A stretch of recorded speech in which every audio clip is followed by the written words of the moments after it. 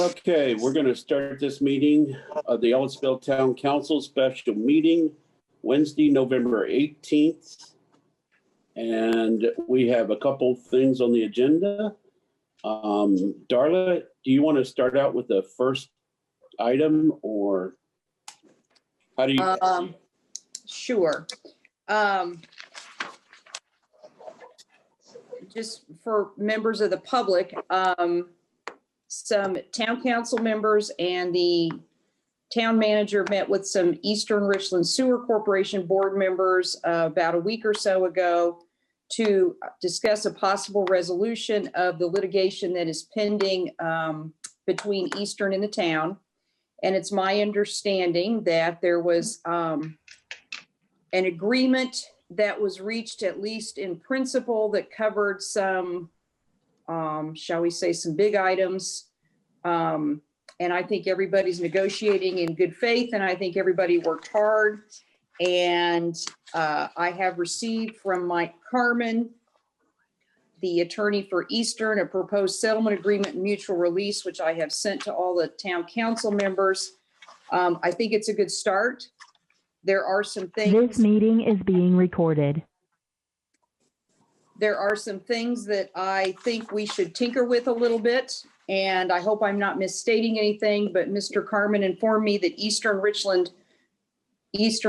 board met last night and talked about this agreement, and it's my understanding that they've agreed to sort of leave it to the lawyers to hash out some of the finer points of the agreement. So the purpose of the meeting tonight is to get everybody's thoughts.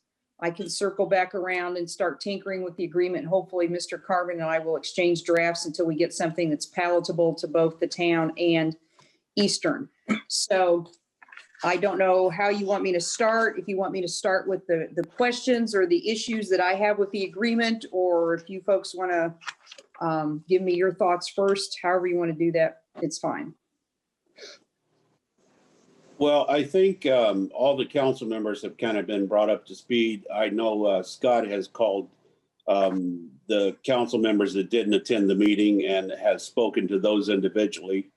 And right now, probably let's start out asking those council members if they have any questions at first. And if not, then maybe we can kind of dig into what you guys have so far and go from there. So does any of the council members have anything to say, questions, or any kind of comment? No, I don't. I don't have anything either, Dan. I'm looking forward to hearing what Della has to say about it.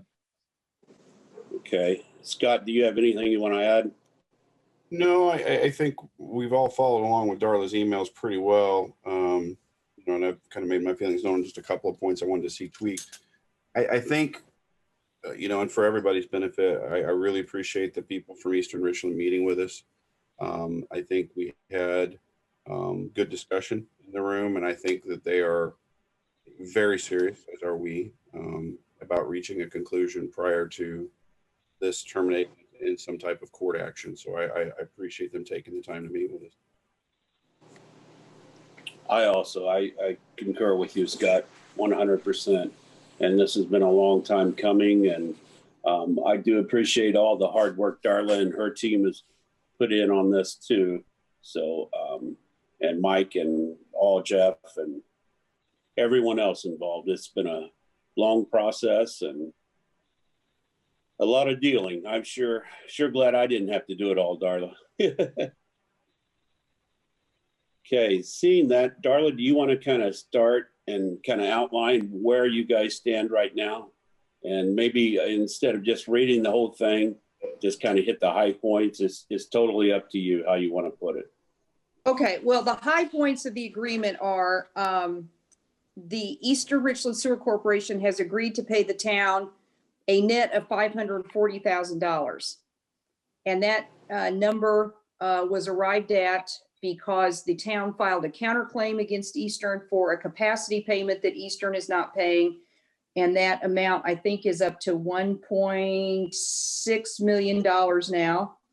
Eastern will pay the town $600,000 of that, Eastern claims that the town owes Eastern some money. So that amount will be subtracted, which is why I say it's a net of 540. And what I'm not clear on is where that money goes after it comes to the town, whether it's a capital, part of a capital replacement account for utilities, or whether it's a separate account and how that account's to be monitored. So that's not clear to me, in all honesty. In addition, Eastern and the town have agreed to each put in $10,000 a month into a capital fund or a capital replacement fund, which is just to be used for capital projects. Capital projects meaning things like main extensions or repairs or upgrades to the plant. And then I think there was some discussion about hook-on fees, and Eastern has agreed, I believe, to pay the town at $1,000 for each new Eastern customer that hooks onto the town's facilities. So again, there are some things I had some questions about. I think it's workable. The questions I had specifically were,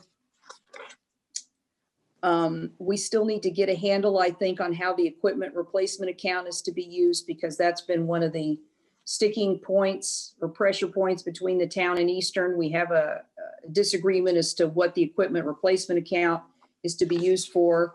And unfortunately, the original 1971 contract doesn't really specify what the equipment replacement account is to be used for, and none of our amendments since then really define that. So I think now's the time to get that nailed down so we don't continue to have some disagreements with how that account is going to be used.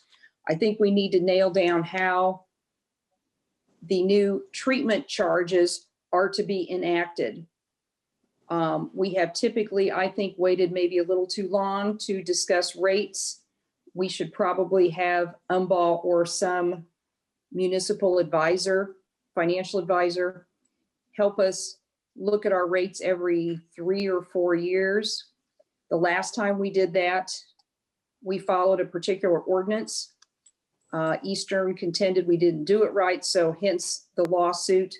But I think we need to nail down how in the future we are going to handle treatment rate changes, because again, the 1971 contract simply has this language: the rates are subject to modification at the end of every 2-year period. Any increase or decrease in the rate shall be based on a demonstrable increase or decrease in the cost of performance. So that's what's got us hung up this time and why we're in litigation. I don't think that language is especially helpful. And I would like to see some language in there about a cost of service study being done every 3 or 4 years, and the new rates being prepared or drafted as if the report was going to be filed with the IURC. In other words, the rates will be calculated according to standard rate-making practice in the utilities industry. And then there's one of the other issues is the timing of the payment. Right now, Eastern and the town have a disagreement as to whether or not Eastern can make certain payments to the town without going before the IURC. I think we've kind of worked that out, but that's something else we need to talk about, is the timing of the payment. So again, I think everybody worked hard. I think we have a very, very good start. We just need to tweak it a little bit. I have a question on the hookup or hook-on fees, the $1,000 that they are going to give us for the hook-on fees. That won't go into the same fund, correct? Will that be separate or? Well, that was my question. Does it go to the capital replacement account, or does it go into a separate fund for the town's use for making improvements to the plant? We go back. Go ahead, Scott. Let's go back to the big question first, because I think there's a couple things we can clarify real fast, and then these are decisions we need to make, like what we're talking about now. What we originally discussed with them and Eastern agreed to was the 540,000. It was 600 at the time, but again, you've already explained the net goes into a fund controlled solely by the town at the town's discretion. There is no debate, there is no overwatch, there's no oversight concerning that 540,000 by Eastern. Now, of course, as with everything else we do, we'll provide records to anyone in the public who wants to see it, but it's not part of the general capital replacement for the plant. It is a separate entity all in of itself. The $10,000 a month payment, which we agreed to delay to start until January at their request, goes into the capital replacement fund for the plant in the long run. And we agreed that we would put in $10,000 as well. So in essence, both entities are putting in $240,000 a year into that fund. As far as when we got into other parts of this, and again, so that everybody understands, we went into this meeting looking at the high level first, because we typically go into the meetings looking at the low level first, and then we fall apart at the high level. Well, we both went in with the must-haves. They had to have some things, we had to have some things, and we tried to find common ground. You know, when people hear the number, what we think we're owed versus what they think they owe, it's a pretty wide gulf. So we kind of tried to go right down the middle of that. And yes, it's not great for either party, but it's better than going to court and one party losing big and one party winning big. So we were willing to walk away from some things. They're willing to pay for some things. And that's how we got there. But that 540 is not part of that account where that $10,000 a month goes into. It's completely separate. Now, again, we agreed we won't use it to buy T-shirts and other things like that. It'll be common sense spending, which will provide a record of them of what we spend it on. But it's not up for debate as to what the town spends that money on amongst other parties. And I think one thing you said, 240,000 each. It's 240,000 total, 120,000 each. $1,000 total, yes. But I think the 540,000 was going to go for like capital improvements to the plant and not its daily O&M. Is what we correct. It is money to the town for capital improvements. We never said specifically to the plant. I'm sorry, you cut out there at the end. We never said specifically to the plant itself. Okay, but capital improvements, what I'm getting at, it's never going to be spent on daily O&M stuff like that. Correct. It will be a capital improvement fund. I shouldn't have said plant, but on the waste. Yeah, I see what you're saying. It makes a difference. You know, I agree. So we need to be careful with our terms. And I know you did it inadvertently, so please don't take it as I'm objecting to what you said, other than the fact that Sure. we need to be careful on how we term this, particularly since this is an overall public discussion and we want to make sure the public understands. That 540 net is to be used for capital improvement projects within the town's sewer system, not necessarily the plant itself. Right. And now it was also my understanding, and I may be wrong on this, but the 10,000, I thought we were going to add that into that fund too. No, it's a completely separate fund. Okay. That 10,000 is for the plant itself in the ongoing. So that 240 total per year as it builds up, again, so everybody understands there's 11 years left on the contract.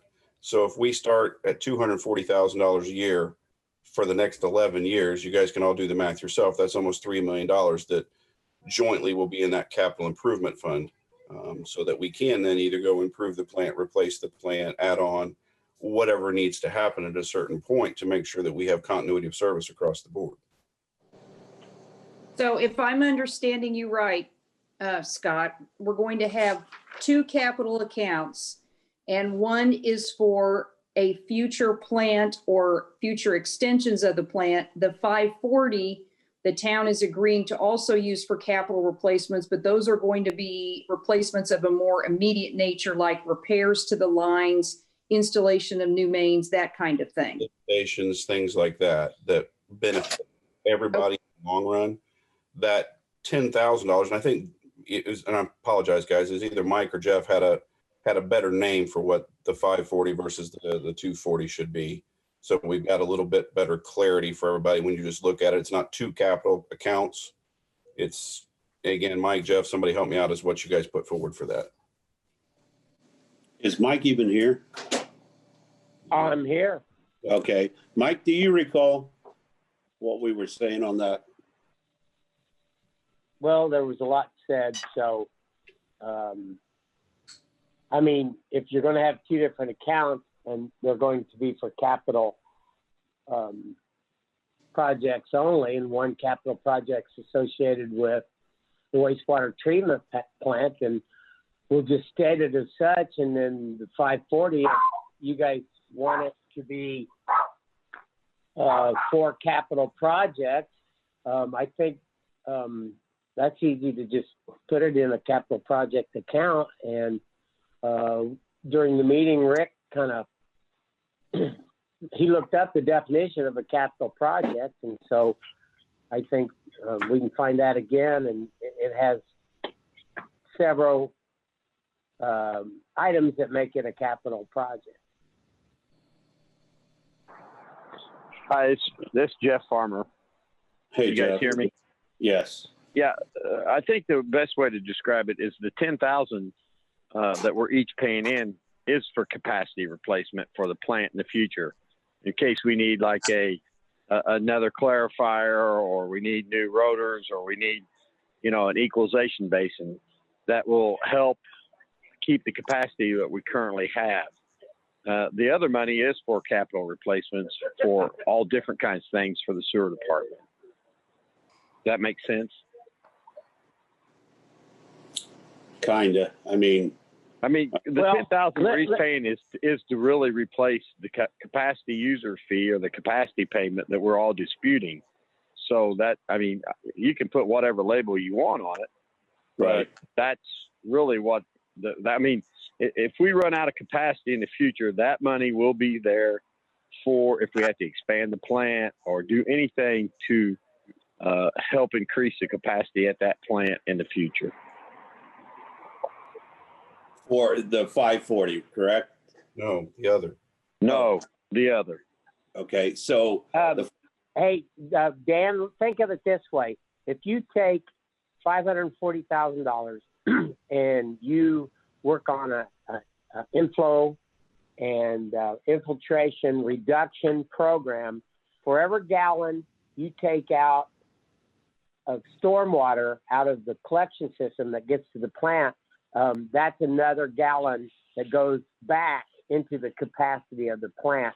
So that's a good way of looking at what it might get used for. It still would be used for improvements to the collection system that would allow us to retain capacity we would have if we didn't have the stormwater. So, Jeff, that sound right to you?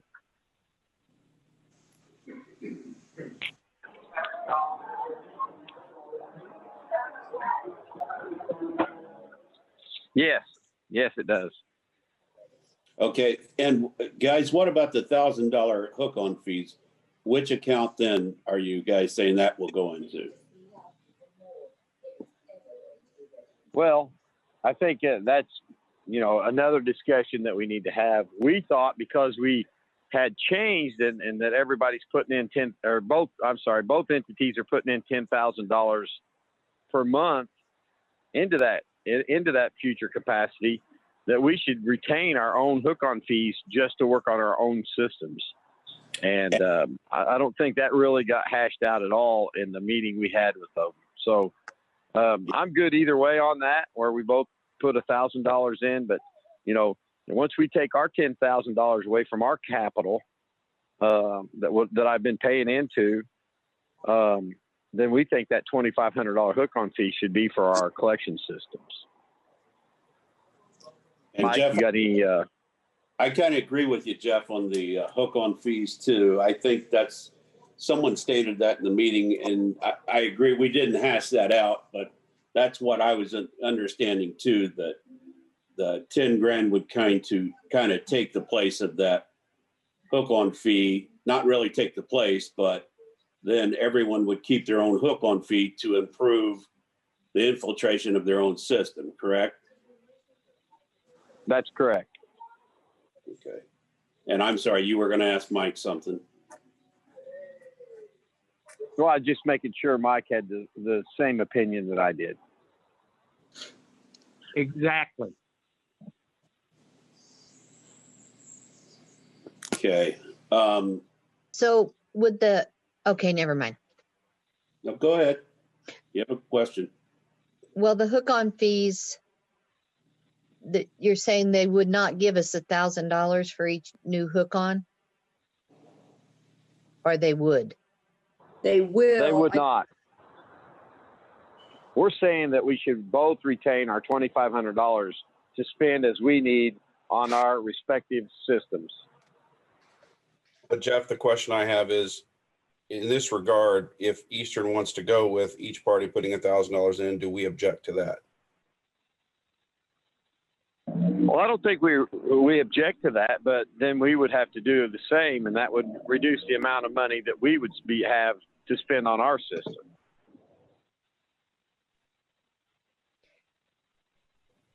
If they did put the $1,000 hook-on fees in, would it go into the $540 fund for the collection and distribution? And if not, how will that fund ever grow?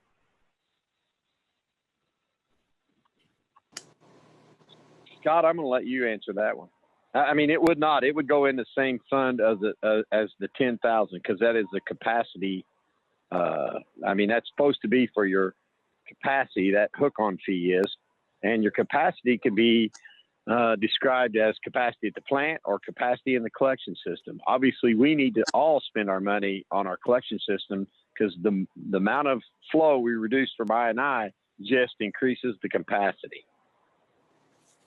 And go back to the 540. Let's for everybody's purpose at this point, take that completely off the table. That is a completely separate fund that quite frankly, not that doesn't deserve discussion, but is not included in anything else. That is completely separate from what we're talking about with ongoing preparations and or capacity replacement or whatever we're going to term it. So yeah, it Let goes me with the 10,000 did. let me clarify. Jeff, step in anytime you want. If we have a $2,500 hook-on fee, we could divert $1,000 to the fund that is getting $10,000 a month.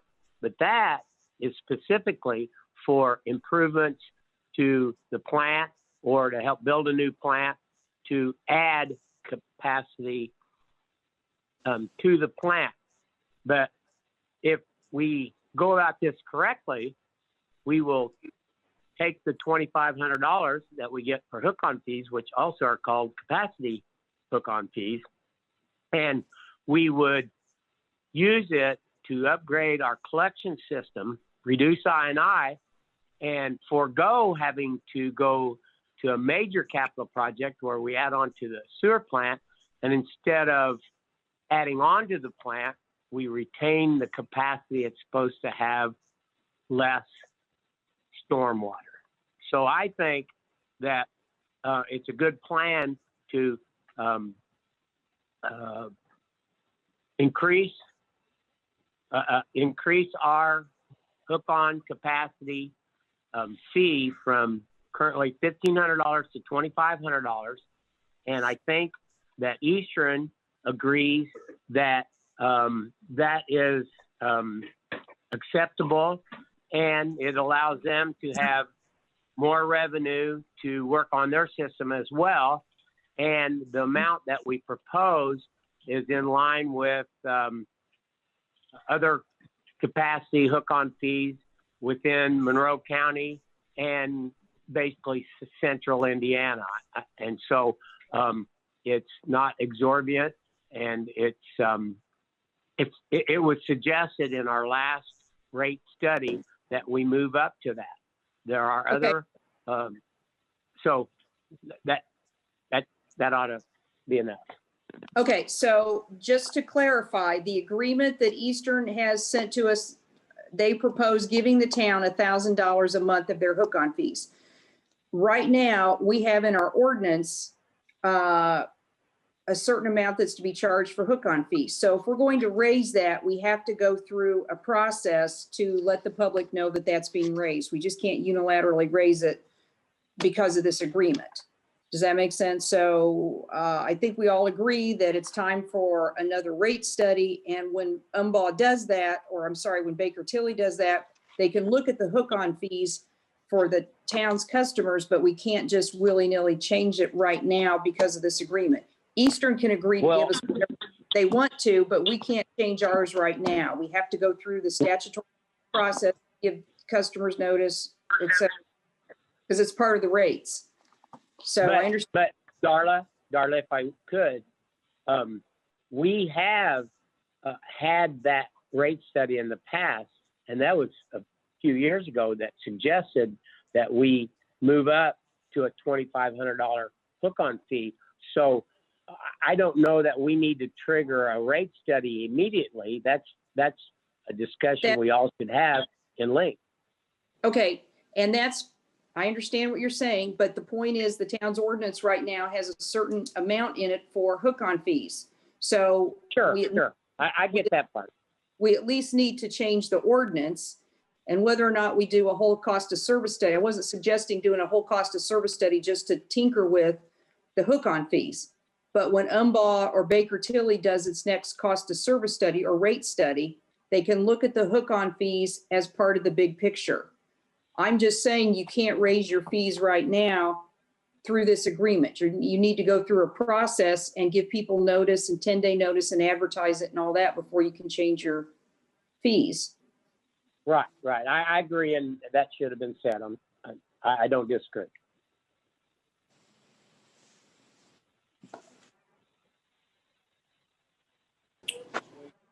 Okay, so, and then Sandy's question on the 540,000. So that, as this states now, that account will never grow again, or we will not be putting any more money into that account for a while. If they won't, we can at our choosing if we want. It's our account. Okay. If we decide at some point that we want to start putting money into that account for whatever reason, there's nothing to prevent us from doing it, but there's also nothing that says we have to. Again, if you'll remember, this 540,000 and walk it back net 540 is, for want of a better word, a settlement between the two parties, because we have a certain demand on dollars. They say they owe nothing. So we decided that we would each basically go halfway or shortly halfway, rather than taking a chance and going to court. So we would both come out winners. We would both come out losers. It would hurt both. It would help both. And this 540 goes into that account again for us to process forward. Again, I remind you that not just you, Dan, but everybody, we allege that they owe us in excess of $1.2 million at this point, along with a $30,000 a month capacity replacement fee, or however it's termed in the current contract. We have put forward that we will accept $600,000 in lieu of that $1.2 million we believe we owed, and we will end the capacity replacement fee going forward.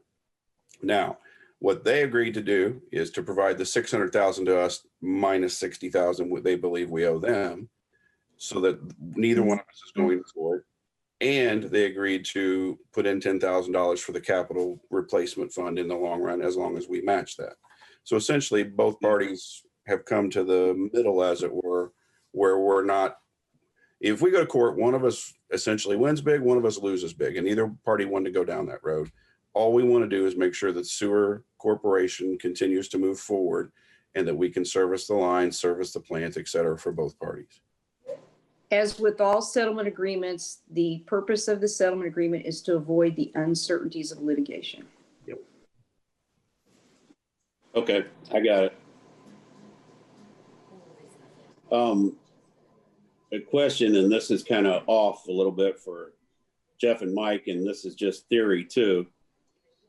Do you guys see or foresee this as, when we do a new rate study, these changes we're talking about, do you see that implementing a big rate increase or not? If that makes any sense. Do you feel these changes are going to cause a rate increase, or the rate increase is just going to be cause for everything else. I'm still not making any sense, but do you understand what I know what you mean. yeah. Can you articulate it a little better for me, Darla? Well, I think, nobody wants to pay higher utility costs, but the fact of the matter is, the cost of service is going to go up just like everything else does, because we have increases in employee wages, we have insurance we have to pay for, plus supplies and all the other things. So we need to do a cost of service study every 3 or 4 years to see where we're at, Dan, in terms of revenue, to make sure we're making enough revenue to pay for the plant and all the employees that run the plant. So I don't think that this settlement agreement, to answer your question, is going to raise the rates per se. It's just going to depend on where we're at with the revenue stream. Okay, and that's exactly what I meant. So thanks for Right, and I think Darla, and I kind of cut her off. I think what she's also referring to, and you can correct me if I'm wrong, Darla. It's been 3 years since we've done a rate increase. We're in I think we may be into our 4th year. So a common practice would be to be looking at a rate study sometime in the near future. One does not beget the other, but the timing, it's a coincidence, but the timing is that perhaps in 2021, excuse me, we will be talking about a rate study. So. And I agree, Mike, because I know in the meetings that we've had together that we've talked about checking the rates, and because of the increases and everything. So my question was just to make sure that this agreement doesn't impact our ratepayers. So I think Darla answered the question for me. Right. I don't think the agreement itself will. What we're trying to do, just to further explain to folks what we're doing, when we talk about capacity, part of what we're trying to do is set aside money to be used in the future to expand the plant, repair the plant, or build a new plant.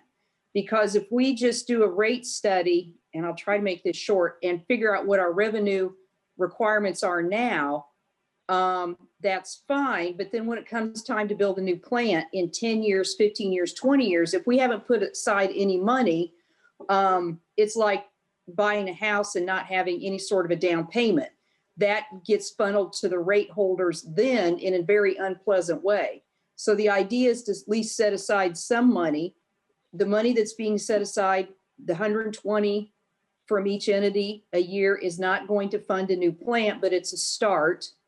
And it's some money that can be used down in the future for a new plant, if that makes sense. So I suppose it'll affect the rates in that way, but there's a number of ways you can capture the costs of a new plant with a rate study. So I guess what I'm trying to say is people should be prepared for the fact if we do a rate study, there's a likelihood that costs will go up, but I don't think it's necessarily going to have anything to do with this agreement. It's just going to be because the costs of running a sewer plant go up, just like the costs of everything else.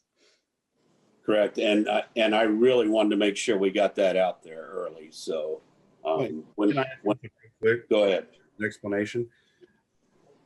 Everybody, both board and in public, needs to keep in mind that this council represents not only simply the people who are on Ellettsville system, but this council represents a substantial number of people who are on Eastern Richland system.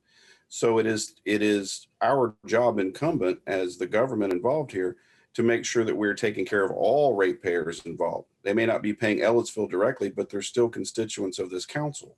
So we have to look forward to not only just the simple, simple part of what Ellettsville's portion is. We have to look forward to making sure that Eastern Richland survives and can do their own business through these rate studies as well, because you can't choke off one part of the town. It's a symbiotic relationship. It seems like it's not right now when we're arguing, but this council represents a significant number of people who are not covered under Ellettsville system. They're covered under Eastern Richland system. So we have to make sure we provide funds for that system itself to progress and to move forward. Well said, Scott. All right. What other issues do we have? Do we need to move on, Darla? Have you gotten the answers you got on those? Do you have more? I think I have enough to start tinkering with Eastern's proposed agreement and start exchanging documents with Mr. Carmen, and hopefully we'll have something shortly that both boards will approve. Any further discussion we have about this should probably be held in executive session, but I think I have enough ideas to get started. Great. Does the council have any further comments or questions? I have a question. Since we're doing all this, will we have a board like where so many Ellettsville people are on it and so many Eastern? Pam, so you know that has been proposed at certain points, and we've never been able to come to a conclusion on that. The last time we went down that road, we didn't get a whole lot of people who wanted to be involved from who were interested in that merger from Eastern side. It was put back on the table again during our meeting between the portions of both boards that we would at some point look favorably on trying to do that. We're ready. But right now, I don't know that there's a desire on their part to move forward with that. And I don't want to put words in their mouth. It's just my understanding from them that they do not want to move forward with a merger. Just like at this point in time, we're unwilling to move forward with extending a contract. So I think at some point, just being blunt, we need to establish trust amongst both boards and both systems so that we can get to that merger that I think all of us think is the natural outcome of this entire 50-year process or 55-year process. But right now, I don't know that that necessarily is a bad idea, but I don't know that that's a possible idea right now. And Scott, I just wanted to add the extend contract thing. I'm not sure if we've mentioned this yet. It probably has been mentioned, but there are still almost 11 years left on that contract. And we stated we would look into it in 5 years, or when there's 5 years remaining. 5 years remaining. We would take a look at it again if that's good with the rest of the council. Does that sound fine with you guys? Yes. No? Yeah. Yes. Trevor? That's fine. Yep, that's fine. Okay. Did William ever show up? No, he said he got tied up at work, so tell everybody he's sorry. All right. No problem. Okay. Mike, Jeff, do you have anything else you want to add before we move on? I'm good. Okay. I'm good.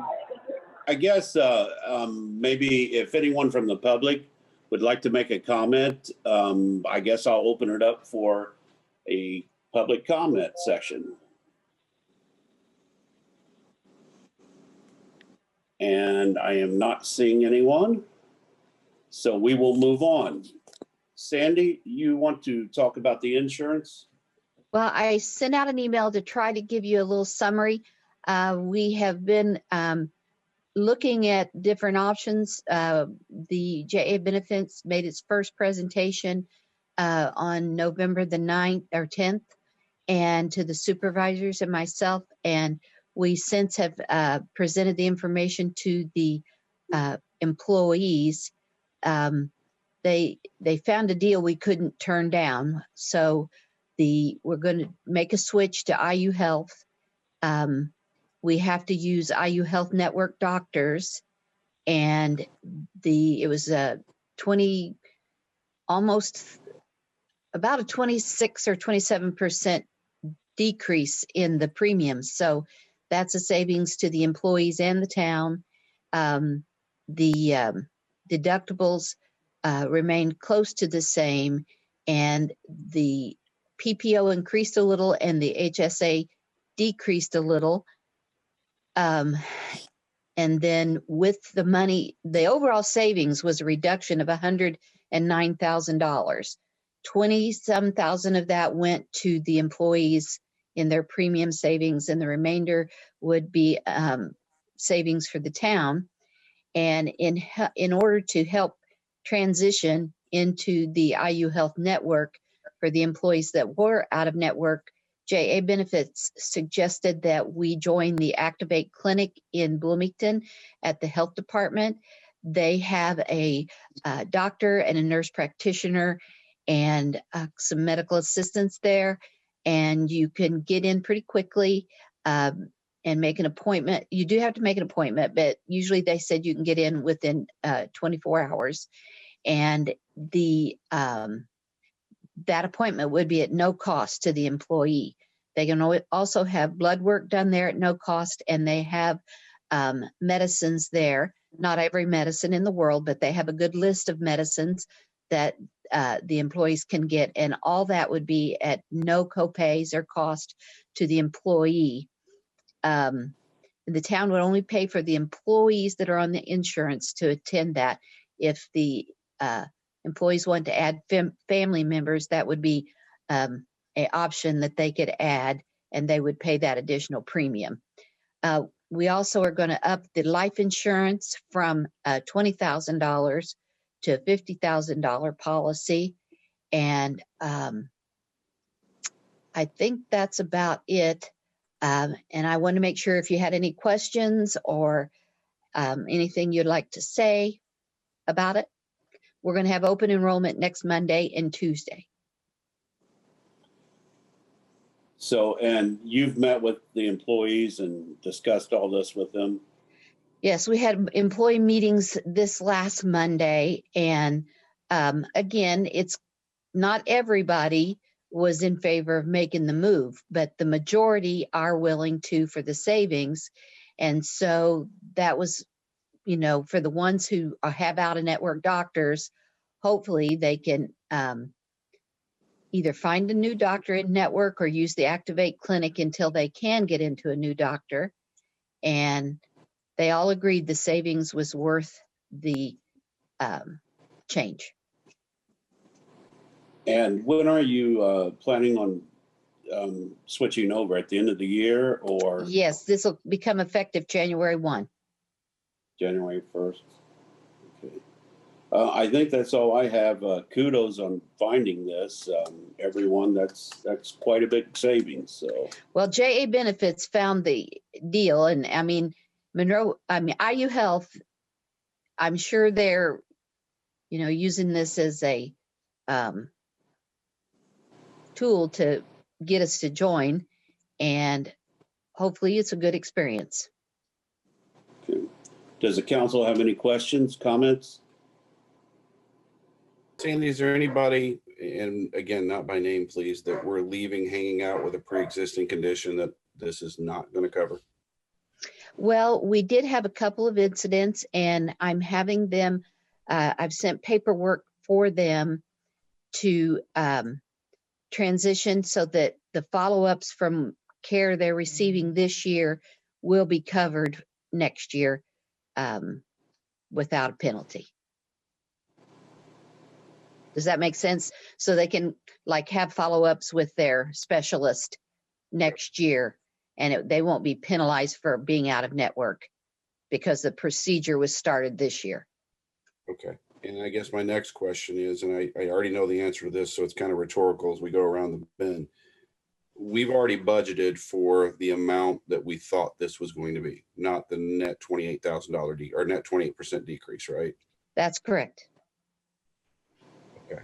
Well, next year, and I would just put this to the council, next year we need to be really careful that we don't gut that fund when we come around again. If this is not a good deal for the employees, that money still needs to be sitting there at the end of the year where we can go back into a more traditional healthcare plan. Not that this isn't, but a more traditional healthcare plan for the employees, because we certainly don't want to get, what'd you say, $1,000 behind the eight ball here, because that's difficult for us to make up. And that's what I suggested too, that we earmark the savings to carry over to 2022. Even if we establish some type of non-reverting fund for that to sit in for a little bit and let it hang out if that's possible, because we've been stung many years with, 15, 18% increases in insurance, and it was a real struggle to come up with the cash.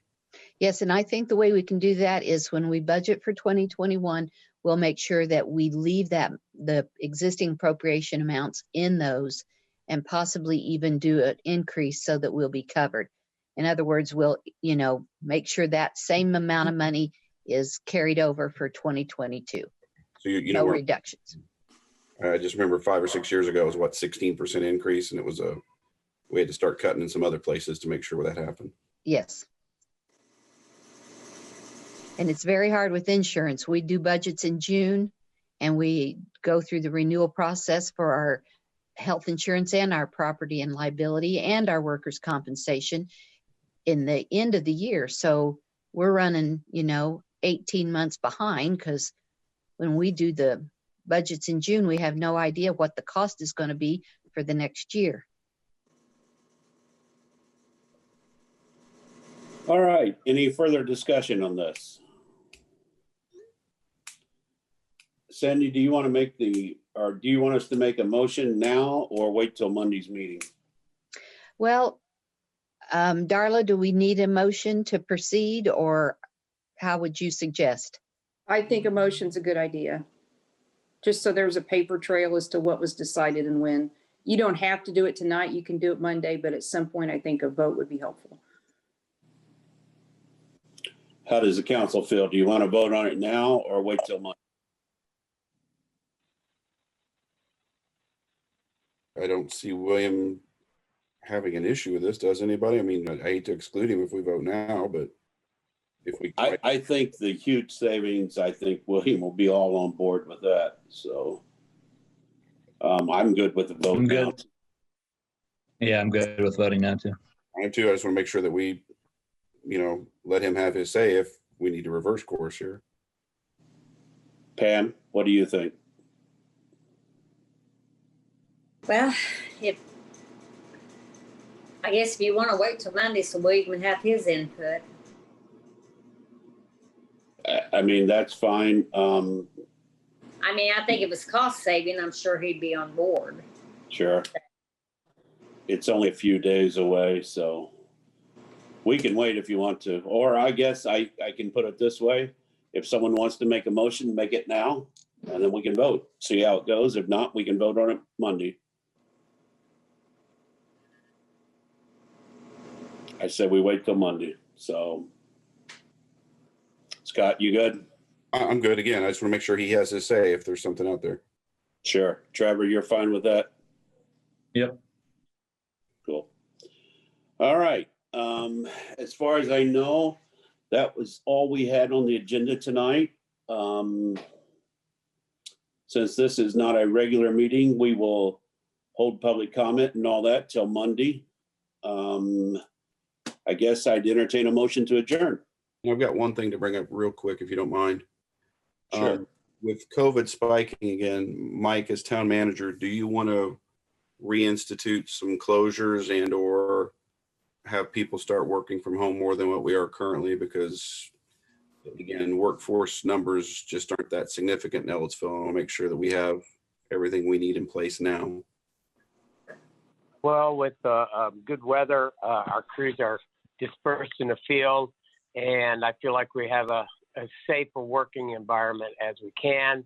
The town hall is still closed off to the public, and I'm working with the planning department where they have to meet people to build an enclosure off the town hall meeting room so they can interact without having to be exposed as well, not unlike what we have in the offices now. So I think we're okay for right now, and I haven't worked really hard on any policy changes that I'd asked for. So I need to work on that. But I think we're in pretty good shape right now. And as the weather turns inclement, that might change. Okay, thank you. Thanks. Thanks, Mike. Does anyone else, before I adjourn, have anything else to say? I don't know if supervisor's on here or not, but